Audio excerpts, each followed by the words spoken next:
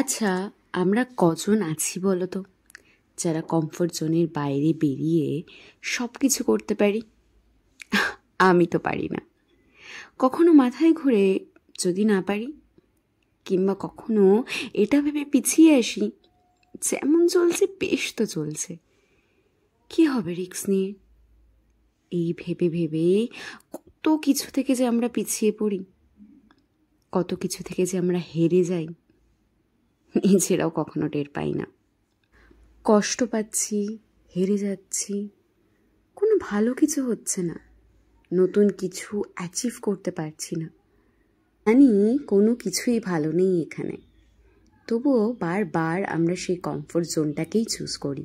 আসলে সব কিছুই না অভ্যেস।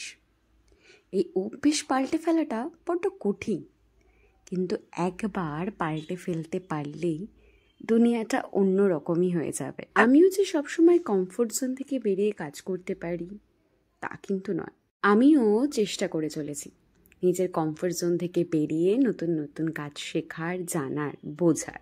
কখনো হয়তো পেরে উঠছি, আবার কখনো হয়তো একদমই পারছি না। কিন্তু যদি রিস্ক না নিয়ে কমফোর্ট জোন থেকে না বেরোই, তাহলে যেটুকু পারছি সেটুকুও পারবো না। তাই বলছি, রিস্ক নিতে শিখতে হবে, কমফোর্ট জোন থেকে বেরোতে হবে, ভয় পেলে চলবে না। একবার চেষ্টা করে দেখোই না, দেখবে 10 বারের মধ্যে 2বার হলেও ভালো হবেই হবে।